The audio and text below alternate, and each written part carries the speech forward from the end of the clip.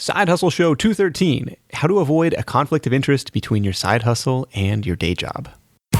Welcome to the Side Hustle Show, where aspiring part-time entrepreneurs learn how to turn their side hustle dreams into reality. Because your 9 to 5 may make you a living, but your 5 to 9 makes you alive. And now, your host, Nick Loper. What's up? Nick Loper here. Welcome to the Side Hustle Show. A little bit of a different style of show for you today, but one that addresses a really common issue for side hustlers, and that's conflict of interest. If you want to start a side hustle that uses some of the same skills and expertise you use at work, I think that's only natural. The problem is, it's also only natural for your employer to take pause or perhaps even take offense to that. And even if your side business is completely unrelated, do you have to tell work about it? What business is it of theirs? What you do in your free time? These can be some tricky issues to work around and still accomplish your side hustle goals. And in fact, this episode was inspired by an email I got from a Side Hustle Show listener asking about this conflict of interest challenge. To help me talk through it, I invited Don, the idea guy, back on the program. Possessing creative powers beyond those of mere mortals, you might remember Don from episode 170 of the show, one of the most popular episodes of the year last year, where he shared his 7 rules for business idea brainstorming, and we took some live listener calls as well. Now today, we're going to go over what options you have if your side hustle overlaps a little too closely with your day job, and how you might even be able to spin that to your advantage. Again, some creative thinking involved, and that's why Don's here. You can find more about him at dontheideaguy.com. We begin this conversation with a quick creativity tip, and then we dive into the listener's question. Ready? Let's get Don on the line. Hey, Nick, how are you? I'm really happy to be back and had some great conversations with Side Hustle Nation members, Side Hustle Nation citizens, since appearing on the first show. And one of the topics that comes up a lot in the conversations I've had with the audience is, where do you go to start the idea? So I enjoy helping people come up with the concepts, but the next step is, how do you put that idea into action? And I think the idea of starting something that they consider a big idea is kind of frightening. It can be a little scary. And the best way that I found to break it down is to break it down into ridiculously small components, to take tiny, tiny steps. I'm not sure if you remember the Bill Murray movie, What About Bob? But he's a kind of a nutty guy who's seeing a psychiatrist, and the psychiatrist wrote a book. I think the book was called Baby Steps. And that's how you work through the process, was baby steps, little baby steps. And if you apply that same kind of concept to taking just little baby steps to putting your idea into action, it won't be as frightening.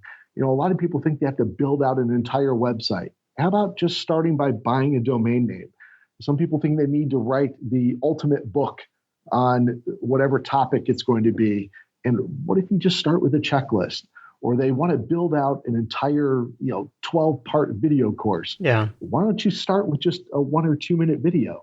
So if you just take those small, itsy-bitsy steps, give yourself ridiculously short steps and meet ridiculously short deadlines, it'll build itself out. It'll kind of evolve and grow into its own, and it won't be nearly as frightening. Yeah, it builds momentum too, because you're like, well, I accomplished that. I was guilty of this too. I would have a to-do list item, and it would say like book or like write book. It's like, this is the most worthless thing ever. It's like, okay, maybe outline, like you said, outline chapter 1, or, write. It all starts with that first sentence. So, putting something down on paper. And so I can attest to that, and something I'm trying to be better about. Okay, what's the next action step versus looking at this daunting project and saying, this is the mountain that I've got to climb. How am I ever going to get there? Well, the same way you always do, one step at a time. So I like that one. Let's dive into this week's, question, or this week's kind of creativity challenge, brainstorming challenge on how to avoid a conflict of interest between work and side hustle. So I had a question come in through email, and then a little bit of a discussion in the Side Hustle Nation Facebook group. So Mark says, hey, I work in an industry with information-starved end users. This is what he calls them. Information-starved end users, that they want somebody to answer the questions, but instead they get salespeople who just try and sell them on whatever it is. It's obviously they're salespeople. They want to meet their quotas and all that jazz. Now, Mark has the idea, I want to provide them with a video series, a book, something that would run through all of the normal questions that come up. But every time I kind of raise these ideas, my company shuts it down, and then they try to come out with their own product and say, well, now it's a conflict of interest. And in Mark's case, it feels like they're mining my ideas and then telling me, hey, look, we trained you, we allowed you to gain this knowledge, so everything you do, we own. And he's like, I desperately want to have a side hustle. Like, what options do I have? Do I try and do this under a pen name? Where do I turn from here? So let's put our thinking caps on and see if we can help Mark out. Yeah, it's an interesting challenge. He's encountering something that's typically referred to as work for hire. So his company that he's working for, if he's a paid employee of the company and not a contractor or an independent worker of any sort, if he's an employee of the company, the things that he creates inside that company belong to the company. Now, we are not lawyers. So as is the case with many things, seek professional help. Yes. Rather than believing us. But these are things that I've run across in creating ideas and talking to people about creating ideas inside of other businesses. And I'm sure that you've run across this as well with other conversations you've had with all the interviews you've done, Nick. But work for hire is going to be the first thing he runs across. And if he's working for somebody else and he's taking their paycheck to show up, the things he creates there technically belong to that company. So that's the first thing, is he's going to have to realize that they're probably right in the way they're bringing it up. That doesn't mean there aren't some creative ideas and some workarounds, even to the extent of embracing the fact you're creating it inside the company. But the first thing he has to realize is get caught up and do the research and talk to somebody who can explain exactly what that work for hire situation is going to be within that company. Okay, now where do they draw the line on that versus this is something I created completely on my own time, like off of work hours? Do they own you 24 hours a day? Do they own your ideas 24 hours a day? Or it's like, hey, look, we're paying you to be here from 8 to 5, and after that, you're on your own? My understanding is the things you create during the working hours, so during the time they're paying. But if they were going to come after you, let's say he develops this idea, leaves, and he starts this business on his own, if it significantly looks like the thing he designed inside in-house, the burden of proof is going to be on him to prove that he developed this thing outside the company. And that's going to be tough to do. That's where keeping a journal and recording ideas, especially in the digital age, where if you could point to Evernote documentation that is time-stamped and you can show it as a series, it's falling in between pages. The nice thing about journals is physical journals is those pages come in sequence. So if they're dated and you can show that idea came in a certain date, a certain time, you're better off. It'll help you prove your case. Okay. But who wants to go to court, right? Yeah. I mean, nobody wants to do that. Yeah, it's not something you want to fight with. But at the same time, you don't want to feel as if your hands are tied, and people want to use their skills. It's like a really common advice on the show. It's like, hey, your employer's already paying you for this skill. Like, why limit yourself to only working for them? It's kind of a weird place to be in. So let me go with a couple of things and maybe ask a couple other questions to know if you know any deeper information on this. Do we know what his role inside that company is? Is it support? Is it sales? It sounds like he's kind of in a technical sales role. Okay. So maybe he's supporting sale, or is he actually selling the product to the customer too? That I'm not sure. Okay. The other thing would be, we don't know the relationship he has with management. So they seem to like his ideas because from the way he described it, he says he has this idea and then they're developing it internally. And now they're telling me it's a conflict of interest. And it sounded like it happened more than once. Yeah. The other example he is kind of giving is client site visits and them saying, well, that's a great idea. And then letting the idea kind of die on the vine. And they'll do it once and then it'll die.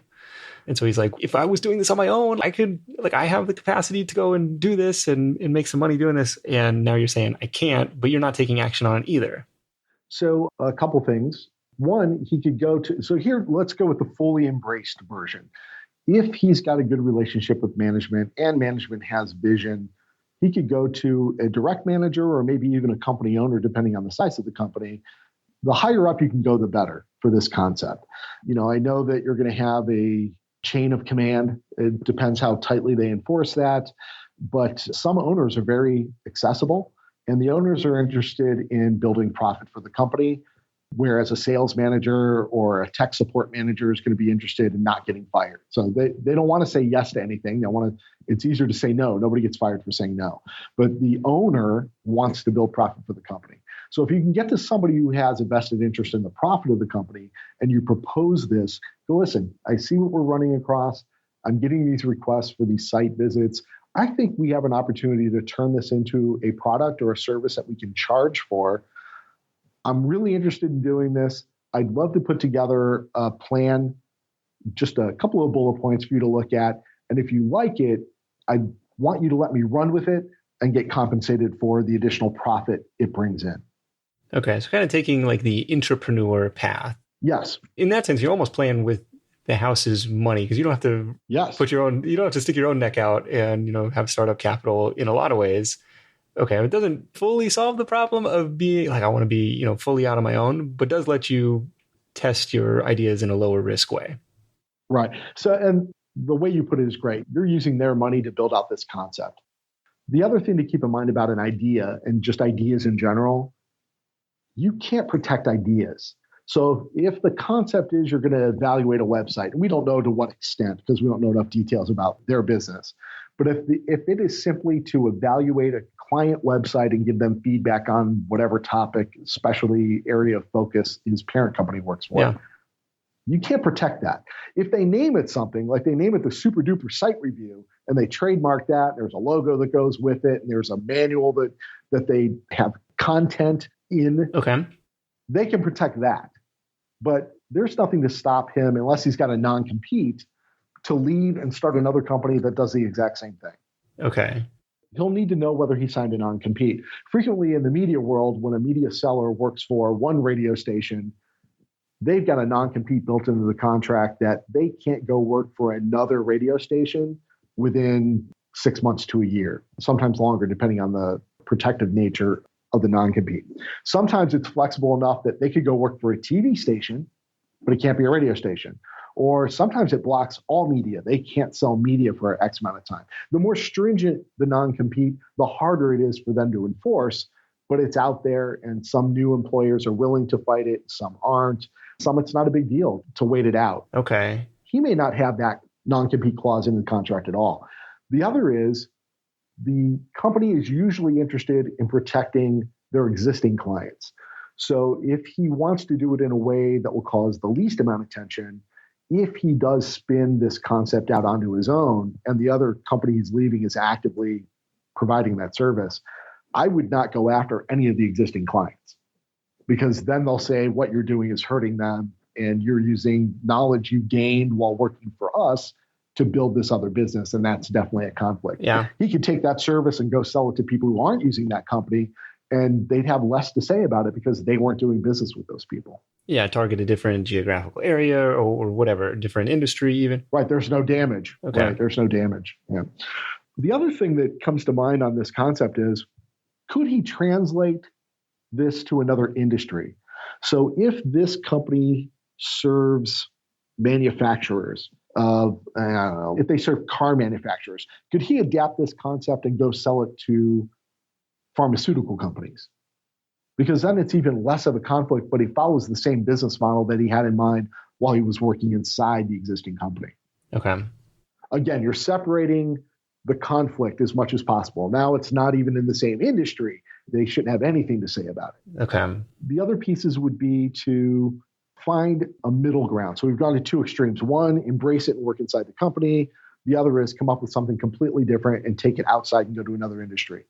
The other would be, does he believe in the idea enough and enjoy working with the existing company enough that he could talk to them about changing his status and becoming an outside contractor to provide this service to their staff, to their company, to their customers? Okay, so then turning the company from employer to client. Yeah. Okay. They would still market it, sell it under their name, but he would be providing those services. And that would open him up to do it for other clients as well. Right. And, that would be part of his arrangement is, you'll be the only company I work with in this category, but I'm going to go and sell these services to other clients in different categories to do the same thing. Or within what you had mentioned earlier, geographic regions. Maybe they'll be the only client in that state, but he can go and sell it in any other state without any fear of conflict. Yeah, it's a really interesting dilemma. And you talk about employee compensation and like, what's the famous example is the guy from 3M who invented the Postit note, or whoever invented Gmail, right? That could have been its own standalone company. And of course, you use company resources and 20% time at Google to like make that happen. But, right. Now it's used by millions and millions of people. And same thing with the Postit notes is like, did you get an ownership stake in that? It's like something you invented in a lot of ways, but you're under this company. It's like a weird, I don't have much experience with this because my side hustle was like in a completely different industry.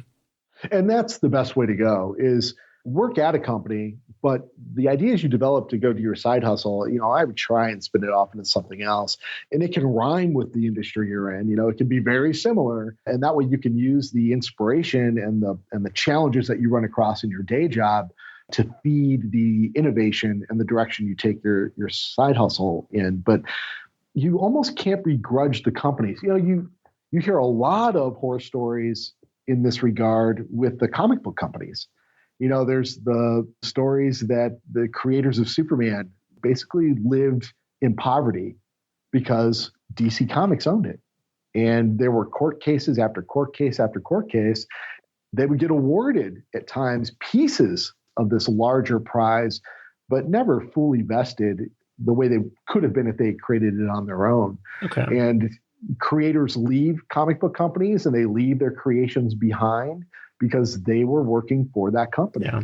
That has changed the face of contracts in that industry. A lot of illustrators that go work for them, they come in and they're allowed to retain a certain amount of rights to those characters, even after they leave. If it hits a certain level. But the basic contract, when you go to work for somebody, it's a work for hire situation, and things you create inside that building stay inside that building when you leave.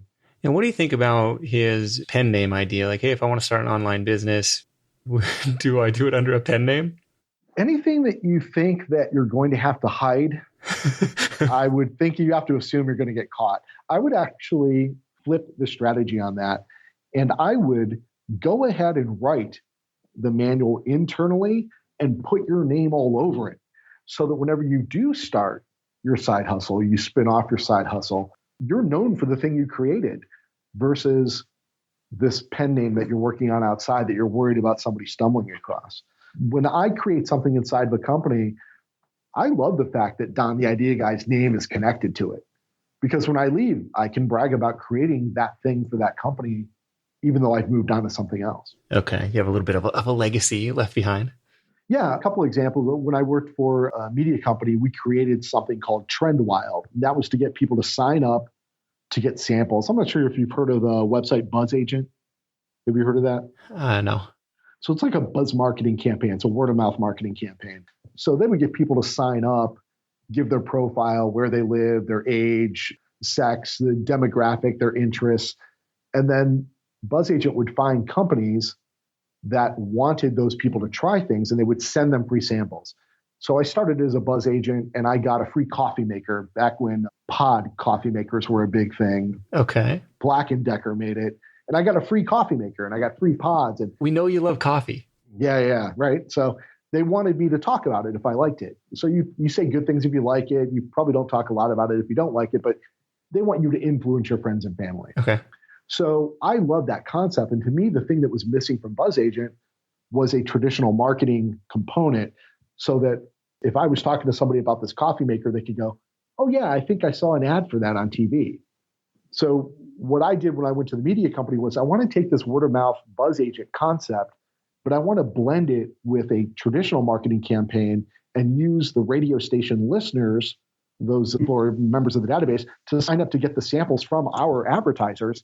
And that way we encourage them to do the word of mouth marketing while we're still getting the advertising. That was my idea. I named it. I designed the logo for it. I built the website for it. It was my concept, start to finish, inside the building. But that company trademarked the name. So when I leave, I can go start another word of mouth marketing business. I can even start it in partnership with a media company, but I wouldn't be able to call it Trend Wild. that belongs to somebody else. Okay. Fair enough. I think this is just a cool debate and kind of a tough situation to find yourself in, but helpful to talk it through, look at these different options, see which is maybe the lesser of two evils, but I think there's some good that can come out of it.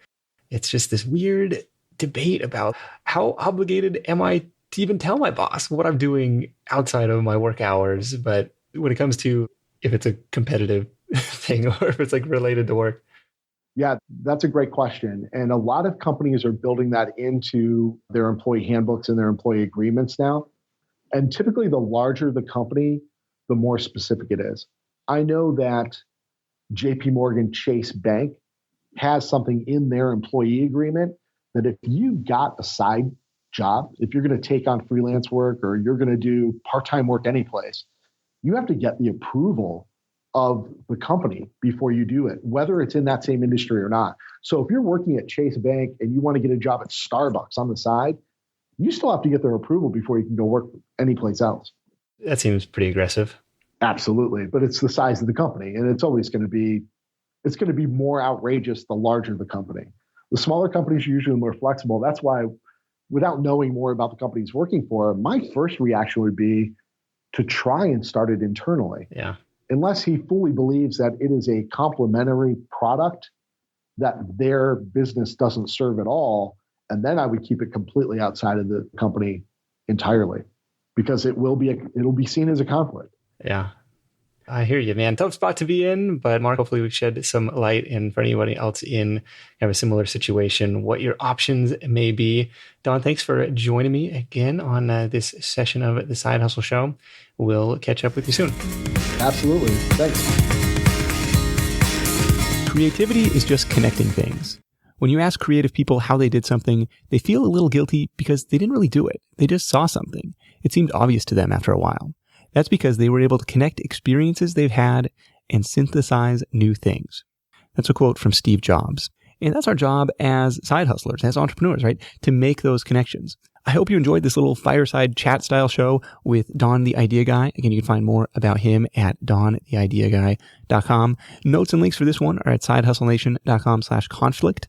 And let me throw this out there to you as well. I mean, what would you do in Mark's case? Have you ever been put in a similar situation at work? How did you get past that? Let me know in the comments at sidehustlenation.com/conflict, and your insight will probably help other readers, members, listeners in the Side Hustle Nation community as well. Also, if you liked this show, let me know. And also, if you thought it was horrible, let me know that too. Although if you're sticking around all the way to the end, hopefully you didn't think it was horrible.